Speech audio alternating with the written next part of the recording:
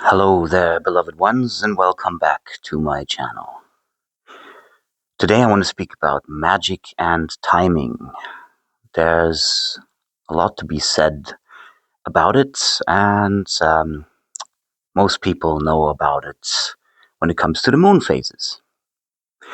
So let's dive deeper and mix in a little bit more of the astrology in with it. My name is Fratello. I am a magician. I am an astrologer, and I wish to bring magic into this world because with much more of us practicing magic, we will have a much better world.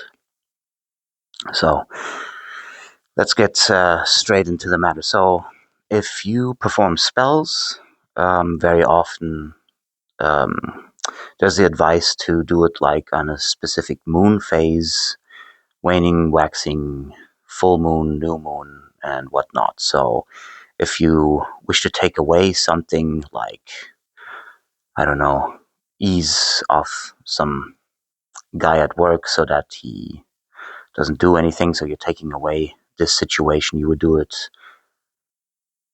on a waning moon, and the other way around, if you would like to gain more in finances, you would do it on the waxing moon. So that is sort of the theory.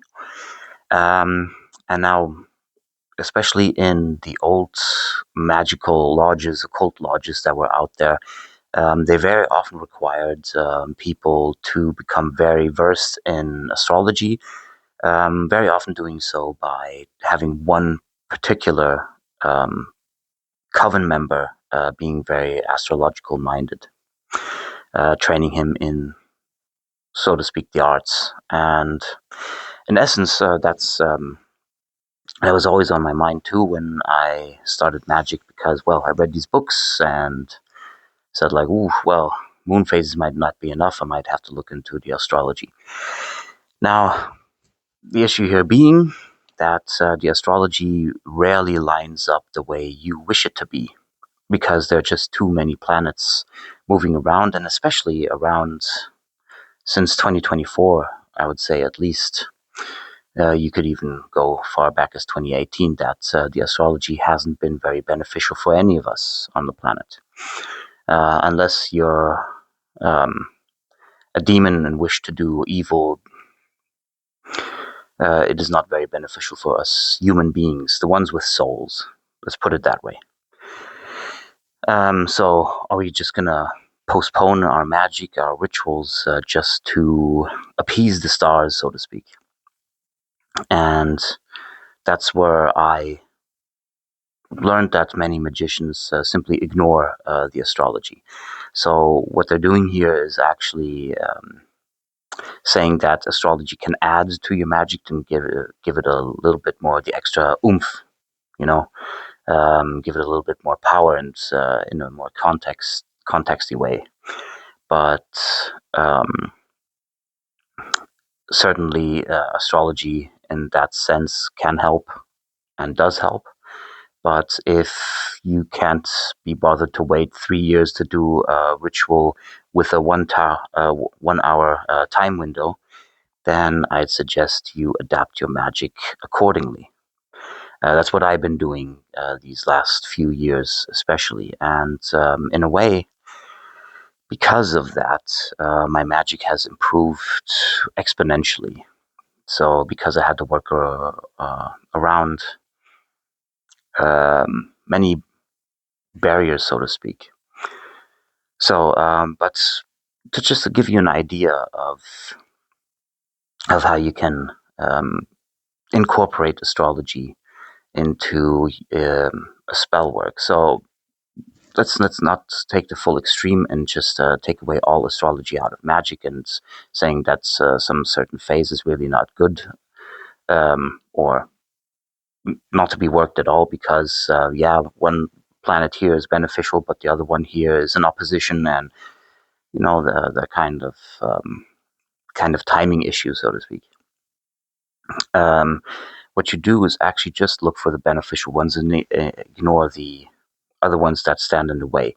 You could, if you're if you're really versed into this kind of ceremonial magic, you could banish certain planets um, for a short time, especially if you set the intention for banishing the planets just for the time frame of the ritual itself, and just using, like, for example, for financial magic, putting having Jupiter already in a financial well-suited place, and looking at your own astrology, perhaps in the second house. You get the idea. So where you want to increase abundance, and then there's other factors that might lead to illusions, so to speak, some Piscean energy and the like, so that you might hold a lot of money because, the spell would just manifest as you holding a lot of money in your hands, but that's because you're at work and your boss just got a $1 million deal, and in a way you're holding the money, but the illusion from the Piscean energy just means, well, it's not yours. So essentially, you could just focus on the one transit that is happening right now and incorporate it into your being. That could be as simple as invoking the energies of the planets, like in this case Jupiter, in your second house, or you could simply on your altar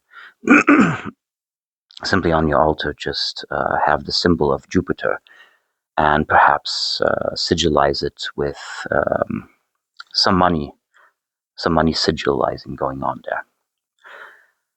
These very simple steps, so if you're not very well versed within astrology, perhaps you want to have a little bit of consulting, or just looking online what certain placements mean, which is good for abundance, which is good for love, which is good for career choices, which is good for building a home, buying a home, which is good for learning, and so on and so forth.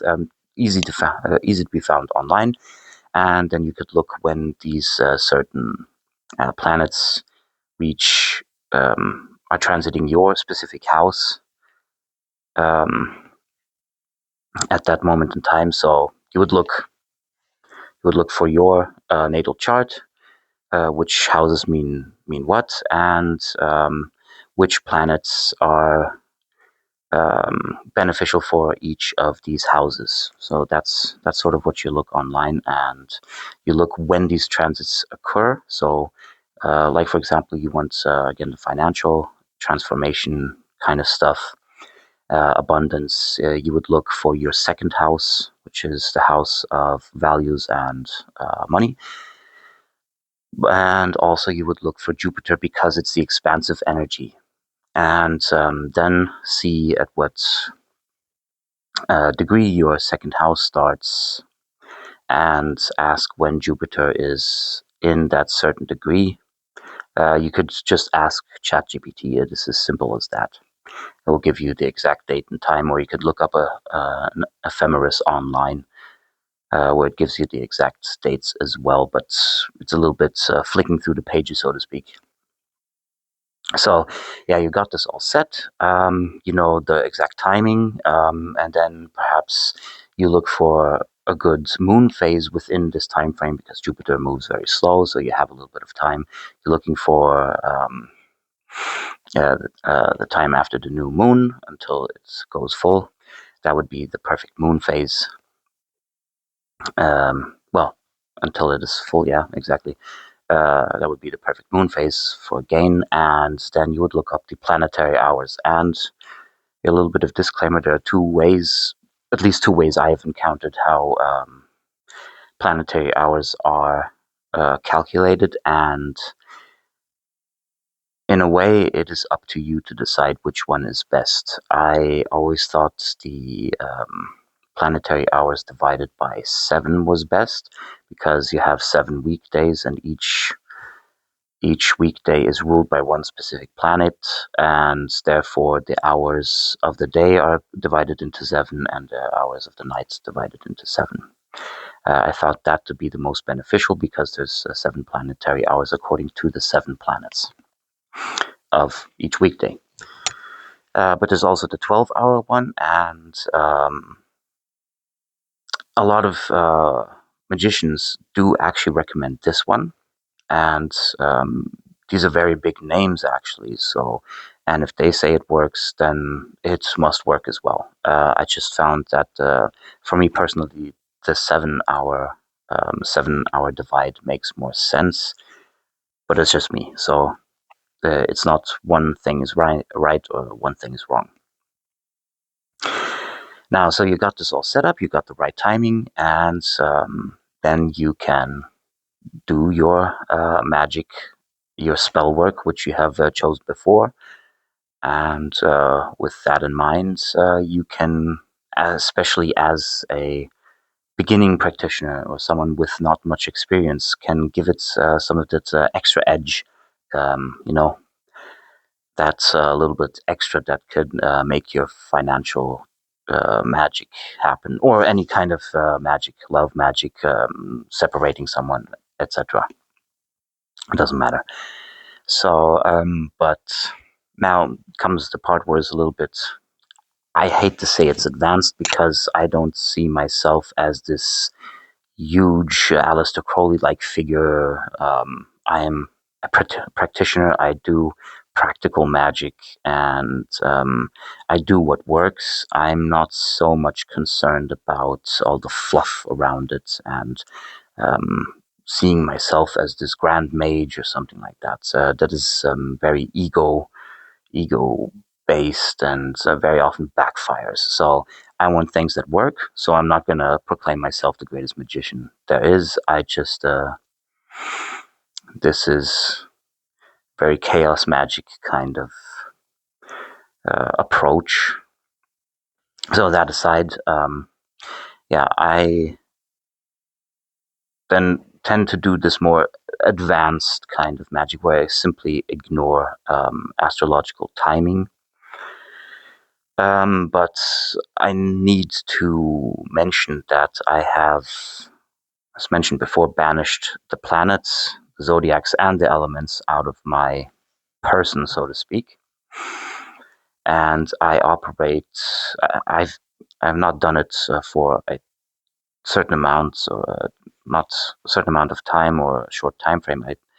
I done it permanently, which I do not recommend anyone doing if they are really not grounded, so to speak. Yeah, and I'm taking away the earth, I'm taking away the ground here, but it is definitely something that it's not akin to crossing the abyss. It's not that dangerous, but it can lead to crazy things. Let's put it at that. So I don't recommend it for anyone who's a new or beginner, because you might lose your marbles.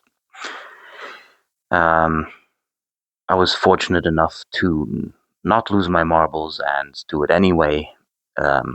So I banished this completely, and at my choosing, I may re-invoke certain aspects, certain planets and zodiac signs and so on and so forth into my charts, perhaps temporarily to my benefit. However, I've only done so once, and so completely ignoring this. The first way you can do it with being a beginner is actually working with spirits. So if they be the classical demonic spirits of the grimoires, or if they be deities, angels. I have a whole new video coming up about angels and what they are, and so on and so forth. So if you have sort of like a thing against angels because they're Abrahamic, I got news for you. They're pre-Abrahamic.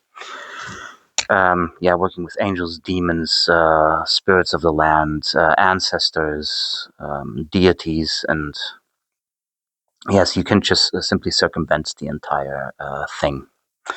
Also, with what's it called? Servitors. Although you might want to create them at a specific time, but they can go around all the timing issues. But later on, yeah, ignoring those astrological and moon phases is a thing where you have to be entirely secure in your magic, where you have to be secure that a circle you may have opened, that it's completely free of all outside energies and you're not carrying your astrological imprint with you in this place. So to sum it up, yes, if you're a beginner, you might want to look at the astrology, which could give you an extra oomph. Don't worry about it. Moon phases very often are enough. And if you want to get into the more advanced stuff, you can really take away these energies, will cast them away and do your magic regardless. And as extra bonus, you always have spirits that can help you and completely ignore this. So if you like this kind of information and you want more, it would be nice if you like, share, and subscribe. If you want to book my services, if there's some perhaps advanced stuff that you might want need done, if there's any blockages in your magic, or if you don't want to waste the time, so to speak, to do magic, I certainly offer my services. So any kind of magic you have, relationship-wise, money-wise, career-wise, or any other things, wanting to increase luck, all that kind of stuff, you can certainly send me an email at starsandwands@gmx.net. And obviously, because I'm also an astrologer, and you may want to see and need to see what is coming up for you, or just some other astrological charts like a synastry chart, if you want to be sure that a partner is the right one for you and perhaps how the relationship will pan out. Or one of my specialties, which I really love, is astrolocality. So if you are intending to move to a specific place around the world, um, or within your country for that matter, I can tell you which is very beneficial for you, why it is beneficial for you. There's certain lines around the world, which are for career, which are for learning, which are for finding a partner, and so on and so forth. I can guide you to these places, and even if you might not have the money to move to a certain place, certainly if you want to go on a vacation trip, I can show you which places will really, um, really be the best places for you to visit and perhaps open your mind to new possibilities and just in general possibilities. In that sense, I hope you enjoyed the video, and I hope to see you in the next one.